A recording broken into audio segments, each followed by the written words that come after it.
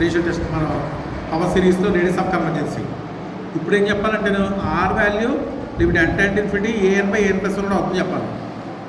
అర్థమైందా? అక్కడ 1/r వస్తుంది కదా మనకి. 1/rలో నార్ వాల్యూ ఈ వాల్యూ ఈక్వల్ చెప్పాలి. అంటే సపోజ్ ఈ లిమిట్ ఎలా అనుకున్నాం అనుకోండి, r = l అని చెప్పాలి. అర్థమైందా?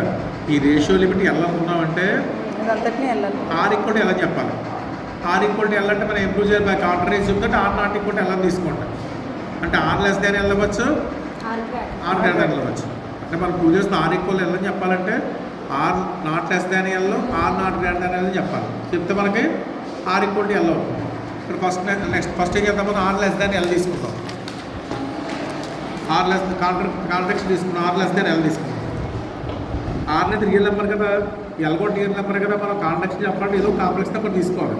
కానీ r రియల్ నెంబర్స్, రియల్ నెంబర్స్లో కాంప్లెక్స్ నెంబర్ ఎలా ఇంక్లూడ్ చేస్తాం? ఆ మాడ్యులస్ పెడితే కాంప్లెక్స్ నెంబర్కి డిస్టెన్స్ వస్తుంది చెప్పాను కదా. మాడ్యులస్ ఆఫ్ z అంటే ఆరిజిన్ నుంచి కాంప్లెక్స్ నెంబర్ డిస్టెన్స్. అది ఇప్పుడు డిస్టెన్స్ అంటే ఇప్పుడు రియల్ నెంబర్ కదా, దాన్ని ఇంక్లూడ్ చేస్తారు రెండుకి మధ్యలో. ఇక్కడ r less than, modulus of z less than, modulus of z అంటే డిస్టెన్స్ ఉండాలి కదా, డిస్టెన్స్ less than r రాస్తాం. r less than ఇలా తీసుకున్నాం, r less than l. అర్థమైందా? ఇప్పుడు r less than l కదా, r అంటే l అంటే ఏంటి మనకి, లిమిట్ n టు an/n+1.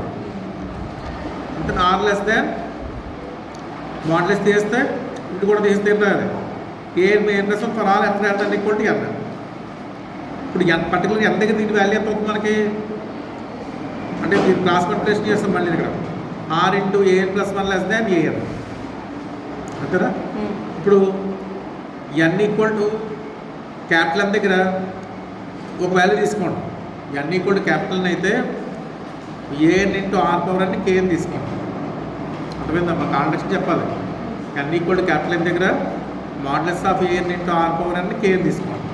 ఇప్పుడు మన కాంట్రాక్షన్ చెప్పాలి కాబట్టి ఏం చేస్తానంటే మాడ్యులస్ ఆఫ్ an+1 అంటే r⁴n+1 పెడతాను. అది కూడా k అని చెప్పాలి, ఆ వాల్యూ కూడా less than k అని చెప్పాలి.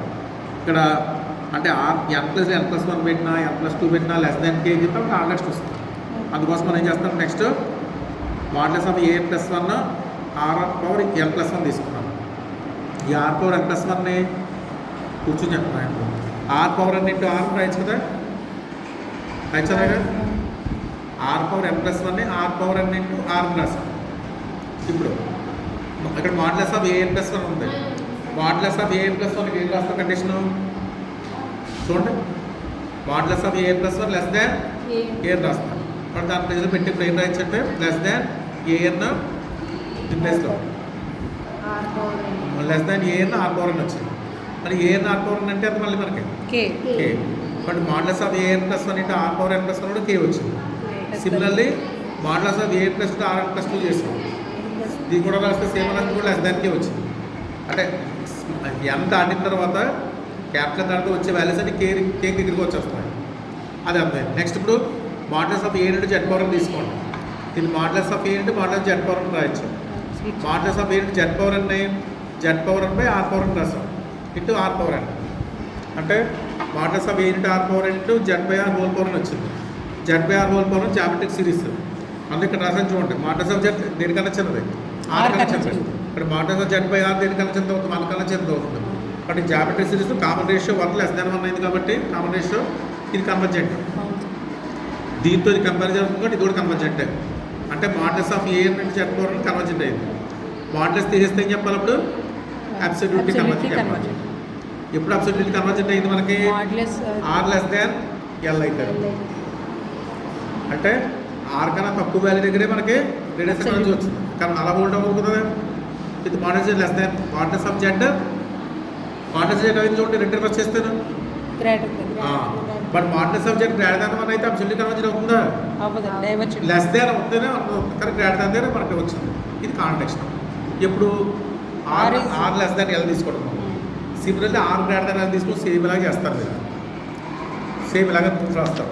రాస్తే అక్కడ కూడా మళ్ళీ కాంటెక్స్ట్ చెప్తారు. అక్కడ ఎలా కాంటెక్స్ట్ వస్తుంది మళ్ళీ సేమ్ అంతే. w/s⁴n డైవర్జెంట్ వస్తుంది. ఇక్కడ డైవర్జెంట్ అక్కడ కన్వర్జెంట్ వచ్చింది కదా, ఇక్కడ డైవర్జెంట్ వస్తుంది. దేంతో divergent? Modulus of z less than r దగ్గర modulus of z less than r divergent అవుతుంది. కానీ modulus of z less than capital r అయితే అవ్వాలి మనకి కన్వర్జెంట్ అవ్వాలి.